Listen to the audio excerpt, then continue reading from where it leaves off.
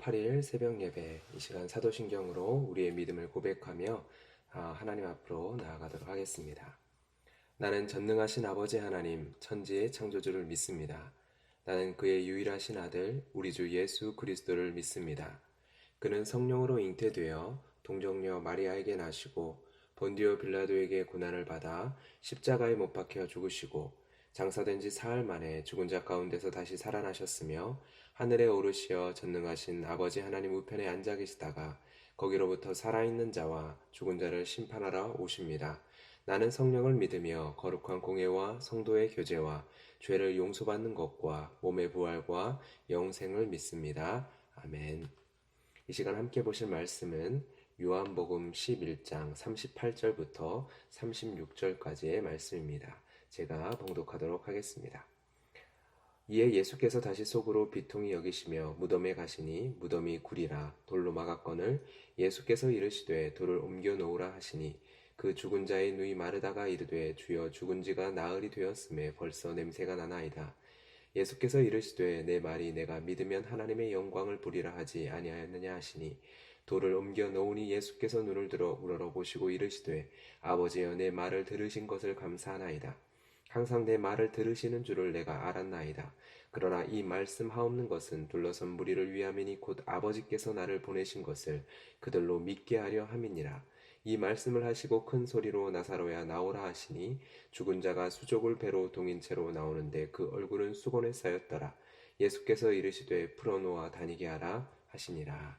아멘. 요한복음 11장은 기독교 신앙의 위대한 명제를 우리에게 가르쳐주는 아주 귀한 말씀입니다. 예수님께서는 부활이요 생명입니다. 예수를 믿는 자는 영원히 죽지 아니합니다. 여러분, 이 위대한 기독교의 진리, 그리고 이 분명한 이 명제를 우리의 삶에 가지고 들어올 때 우리는 어떠한 사실을 깨달아야 할까요? 예수님께서 부활이요 생명이다라는 사실이 오늘 내가 살아가는 나의 삶과 무슨 상관이 있어야 할까요? 오늘 본문은 이 진리가 우리의 삶과 어떠한 관계가 있어야 하는지를 우리에게 알려주는 본문입니다. 요한복음 11장 38절은 예수님께서 속으로 비통히 여기셨다라는 말씀이 기록되어 있습니다. 예수님이 무엇을 비통히 여기신 것일까요?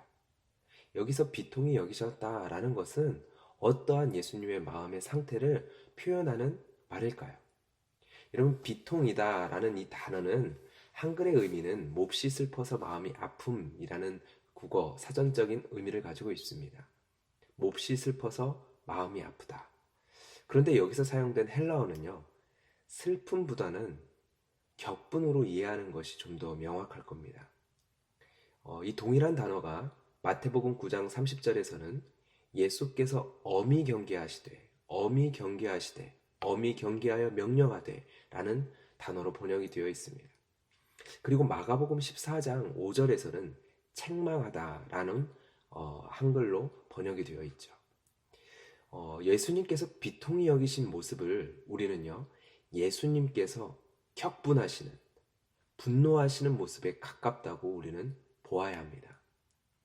예수님께서 비통히 여기신 장면은 오늘 본문 38절뿐만 아니라 바로 위에도 한번 나옵니다. 33절을 보세요. 33절에 보면 예수님께서 심령에 비통히 여기시고 불쌍히 여기셨다라는 표현이 나옵니다. 여기서는 비통히 여기심과 함께 불쌍히 여기셨다라는 표현이 덧붙여지는데, 여기서 불쌍히 여기다라는 단어는요, 요한복음 12장 27절에서는 내 마음이 괴로우니 라는 표현으로 번역이 되어 있습니다. 여기서 비통히 여기시고 불쌍히 여기셨다라는 이 표현은 예수님의 마음을 직설적으로 다시금 표현한다면 감정적인 격분이 일어나며 이로 인하여 괴로운 상태에 가깝습니다. 지금 예수님이 나타내고 있는 마음의 상태는 바로 감정적으로 매우 격분되어 있는 상태, 그리고 이로 인하여 괴로운 상태, 이것에 가깝다라는 것입니다. 그렇다면 예수님의 마음이 이 정도의 비통함을 느끼는 이유가 무엇일까요? 38절의 단어를 다시 한번 자세히 한번 보세요. 이 38절을 보면 예수님께서 다시 속으로 비통히 여기셨다라고 기록을 합니다. 다시. 33절에서 비통히 여기셨는데 어떠한 상황으로 인해 다시 이 비통함을 경험하게 되신 겁니다.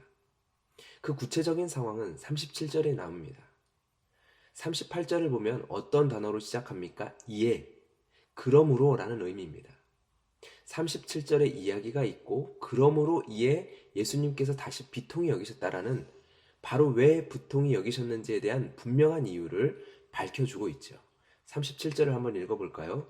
그중 어떤 이는 말하되 맹인의 눈을 뜨게 한 이 사람이 그 사람은 죽지 않게 할 수 없었더냐 하더라. 그 사람은 죽지 않게 할 수 없었더냐 하더라. 예수님께서는 왜 이 이야기를 듣고 그토록 격분하신 것일까요?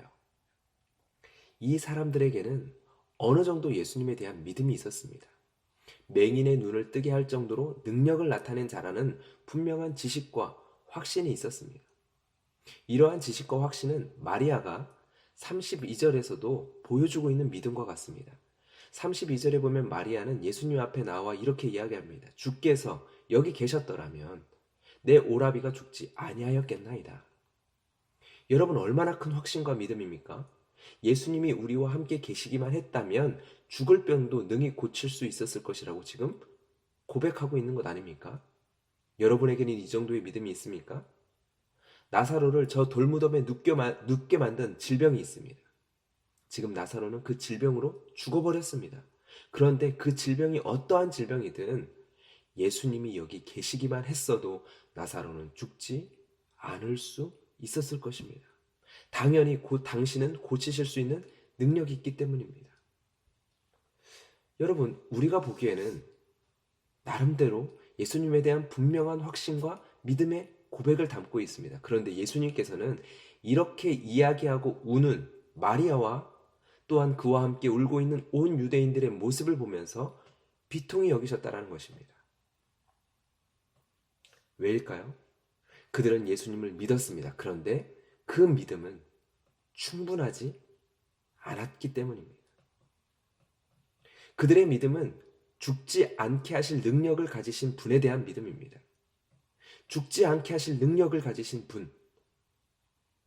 죽지 않게 하실 능력. 여러분, 죽지 않게 하실 능력이 왜 필요합니까? 죽기를 무서워하기 때문이죠.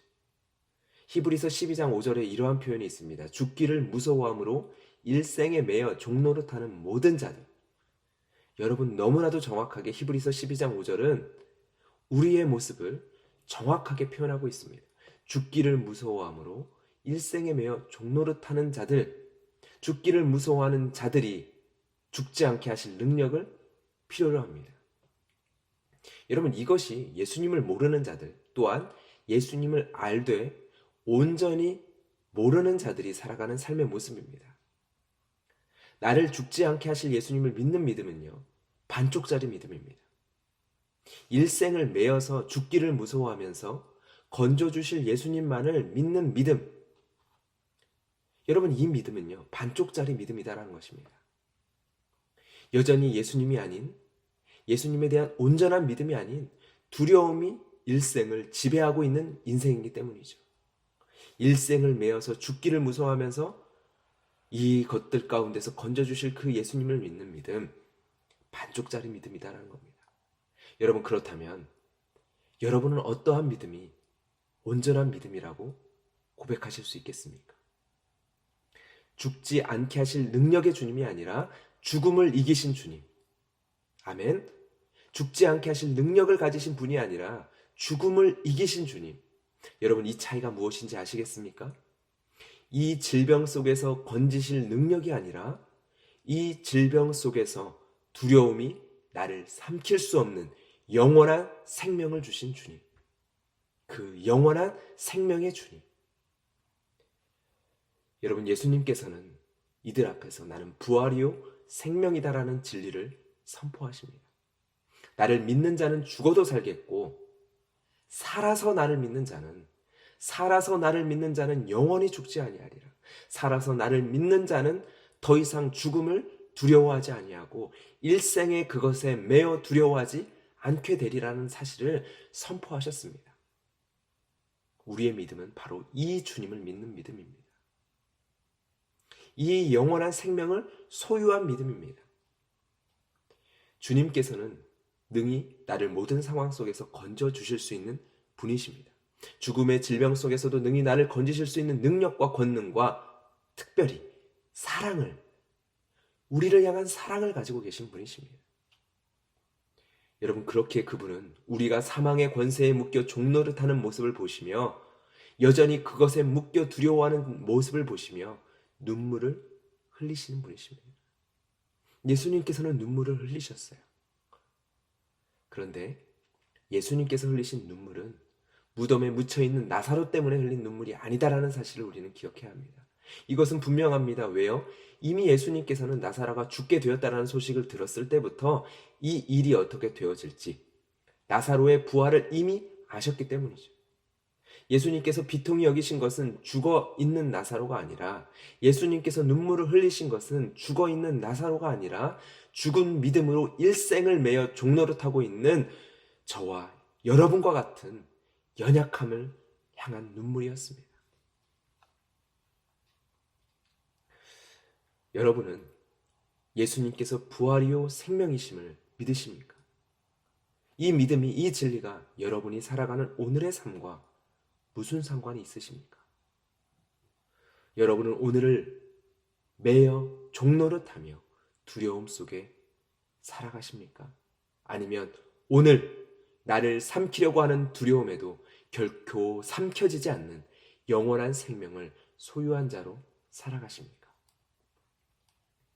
나의 모든 기도에 응답하실 수 있는 하나님, 나를 모든 상황 속에서 건지실 수 있는 하나님, 그 하나님 앞에 우리의 간구를 아뢰기 이전에 우리에게 반쪽짜리 믿음이 아닌 온전한 믿음, 생명의 예수 그리스도에 대한 온전한 믿음으로 충만케 하여 달라고 기도하며 나아갑시다. 우리의 일생이 두려움에 매여 죽음의 종노릇하는 인생이 되지 않게 해달라고 기도하며 나아갑시다. 두려움이 삼킬 수 없는 영원한 생명을 소유한 자로 기쁨으로 예수 그리스도 안에서 시작하는 소망의 하루가 되게 하여 달라고 이 시간 기도하며 나아갑시다. 함께 기도하며 나아갑니다. 주님 감사합니다. 우리에게 부활이요 생명이 되시는 예수 그리스도, 이 진리 안에 거할 수 있는 은혜를 허락하여 주신 하나님 감사합니다. 살아서 나를 믿는 자는 영원히 죽지 아니하니라. 영원히 우리의 일생을 종노릇하는 사망의 두려움에서, 죽음의 두려움에서 자유케 하여 주실 그 주님을 우리가 이 시간 고백하며 나아가게 하여 주시옵소서. 영원한 생명을 소유한 자로 살아가게 하여 주시옵소서. 오늘도 영원한 생명을 소유한 자로 예수 그리스도 안에서 살아가는 자 되게 하여 주시옵소서. 모든 사망의 질병 가운데서도 능히 건지실 수 있는 주님, 그 주님 안에서 질병을 건지실 수 있는 주님이 아닌 질병 속에서도 두려움이 나를 삼킬 수 없는 영원한 생명을 소유한 자로 담대하게 걸어 나아가는 주의 모든 성도들 되게 하여 주시옵소서. 예수 그리스도의 이름으로 기도드렸습니다. 아멘. 이 시간 이 믿음으로, 이 온전한 믿음으로, 이 충만한 믿음으로 이 시간 기도하며 나아갈 때 우리의 기도의 제목뿐만 아니라 교회를 위하여 함께 기도하며 나아가기를 바랍니다. 교회 안에 여러 성도님들을 주님 지켜주시옵소서. 코로나의 여러 가지 확진들, 또한 코로나로 인하여 경험하는 모든 어려움들 속에서도 주여 주께서 그들을 돌보시고 지켜주시옵소서. 무엇보다도 그 처한 모든 상황 속에서 결코 두려움에 삼키지 않는 영원한 생명으로 소망 가운데 살아가는 능력의 주의 거룩한 성도들, 주의 거룩한 교회 되게 하여 주시옵소서. 함께 기도해 주시길 바랍니다. 기도하며 나아갑니다.